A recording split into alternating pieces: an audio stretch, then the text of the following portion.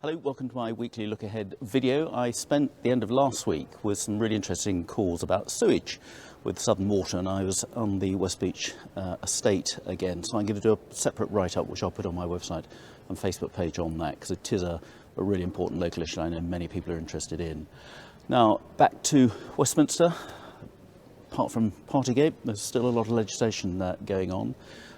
We've got a debate today about the uprating in various social security benefit rates, and we've also got the remaining stages of the Northern Ireland Elections Bill, which is all about assembly elections and ministerial appointments. We've got some Opposition Day debates on Tuesday. We're not sure of the subjects yet. I'm sure they'll make it very topical.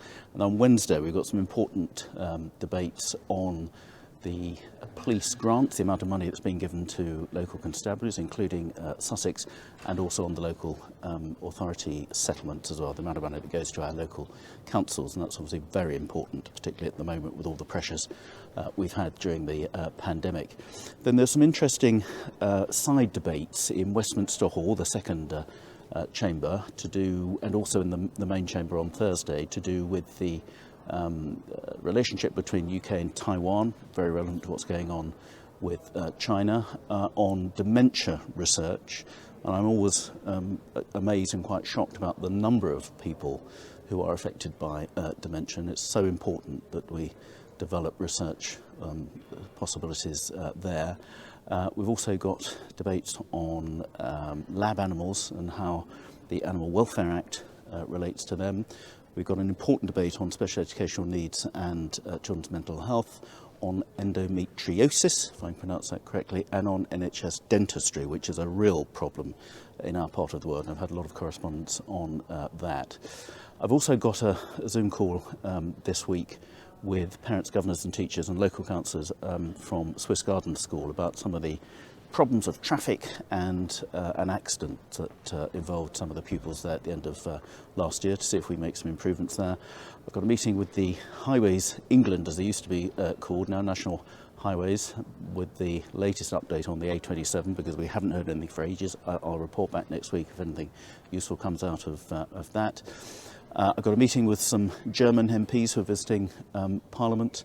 The Home Affairs Select Committee, we've got a confidential briefing from Scotland Yard about anti-terrorism measures, which will be interesting. And then a couple of panels I'm sitting on this week to do with the Uyghurs and Chinese human rights abuses, and also the diplomatic boycott of the Olympics. And a briefing with some American politicians as well about the Biden presidency and the impact on foreign policy, with so much going on, particularly around Ukraine at the moment, and the stalemate we appear to have there. A very interesting meeting I'm going to be attending on schools and plastic use and how we can reduce that, and there's some lessons I hope we can take from that to the I Project. And then on Friday I should be in Worthing for the ceremony for starting the Worthing Integrated Care Centre behind the Town Hall, which is going to be a real state-of-the-art health centre, which is going to benefit many of my constituents in Worthing, which is really good news. Also got a briefing that day with the CCG about the vaccination rollout and the GP catch-up. I've got a meeting at last with GTR Railways, with lots of complaints we've been getting about the continued absence of direct trains going into Victoria, and you have to change at East Croydon. I did raise that with the Transport Minister last week.